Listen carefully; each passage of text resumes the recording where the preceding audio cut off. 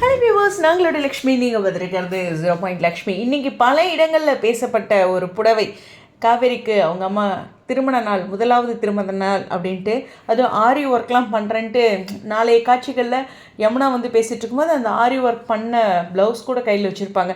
But ஆனால் இது ஒரு ரீல்ஸாக நம்மளுடைய லக்ஷ்மி பிரியா கொஞ்ச நாளுக்கு முன்னாடி ஷேர் பண்ணியிருந்தாங்க, ஃபியூ டேஸ் முன்னாடி. அதாவது பொங்கலுக்காக இந்த பொட்டு வச்ச தங்க குடம்னு விஜயகாந்த் சாருடைய பாடல்களை அழகாக அதனுடைய பேக்ரவுண்ட் நோட் பண்ணிங்கன்னா அது நார்மலாக அவங்க தங்கியிருக்க வீடு, அதாவது பர்சனல் லைஃப்பில் இருக்கிற அப்டேட் மாதிரி தான் தெரியும். ஸோ இது வந்து சீரியலில் கண்டிப்பாக கிடையாது. ஏன் அப்படின்னா அவங்க போட்டிருக்க அந்த தோடும் சரி, இந்த வளையலும் சரி, சீரியலுக்கு அப்படிங்கும்போது வித்தியாசப்படும். ஓகேவா? ஸோ அது ஒரு புரிதலுக்காக இந்த மாதிரி தோடு வந்து சீரியலில் மோஸ்ட்லி அவங்க போடுறதில்ல. அதனால் ஸோ இங்கே கண்டிப்பாக வந்து ஒரு பியூட்டிஃபுல்லான ட்ராக் இல்லையா? இப்படி ஒரு திருமண நாளை கொண்டாடி இருந்தாங்கன்னா ரசிகர்கள் அதுக்கு மேலே கொண்டாடி இருப்போம். ஆனால் நம்ம சோதிக்கிறாங்க.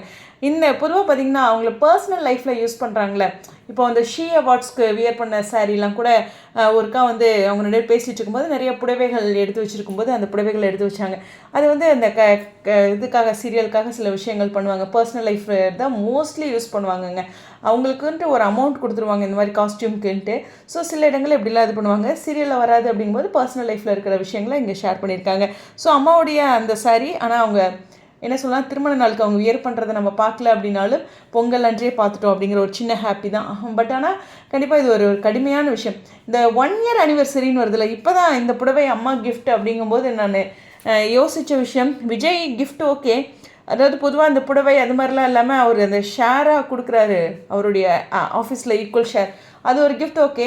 பட் பர்த்டேக்கெலாம் நிறையா கிஃப்ட் பண்ணார்ல, அது மாதிரி சாரீ சம்திங் ஏதாச்சும் சர்ப்ரைஸ் பண்ணி அதை நமக்கு ஹைட் பண்ணியிருப்பாங்களா? இப்போ தாத்தா கிட்ட அழுகும்போது சொல்கிறதுக்கு வாய்ப்புகள் இருக்குது. பட் 1 year அனிவர்சரி அப்படிங்கும்போது விஜயோட அந்த கொடைக்கானல் ட்ரிப் கடந்து, அதாவது இதெல்லாம் வந்து காவேரிக்காக பண்ணுறாரு. ஆனால் 1 year அப்படிங்கிறதுக்கு விஜய் என்ன பண்ணார் அப்படிங்கிற ஒரு கேள்வி இந்த வீடியோ பேச பேச எனக்கும் தோணுன விஷயம்.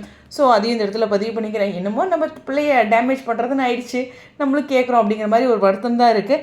பட் பாருங்களேன், பர்த்டேக்கே அவ்வளோ பார்த்து செஞ்ச விஜய் இந்த 1 year செலிப்ரேஷனுக்கு அவரோட சைட்லேருந்து எந்த ஒரு பெரிய விஷயங்களும் இல்லையே அப்படிங்கிற ஒரு விஷயம்தான். அதாவது அவர் அந்த ஆஃபீஸில் ஈக்குவல் ரைட்ஸ் கொடுக்கறது வந்து காவேரிக்கான புரிதலுக்காக, ஓகேவா? இந்த 1 year கான்ட்ராக்டுக்கு அவள் குழப்பிகிட்ருக்கா அப்படிங்கிறதுக்கு.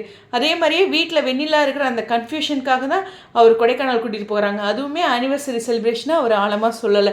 ஸோ நம்மளுடைய வாழ்க்கையில் ஒரு குழப்பங்கள் இருக்கும்போது சந்தோஷத்தை கூட ஒழுங்காக கொண்டாட முடியாது, வரக்கூடிய ஒரு முக்கியமான நிகழ்வுகளை கூட குறிப்பிட்டு சொல்ல முடியல.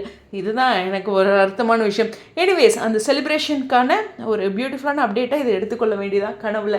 எனிவேஸ், உங்களுடைய கருத்துக்கா ஸ்டுடியோ.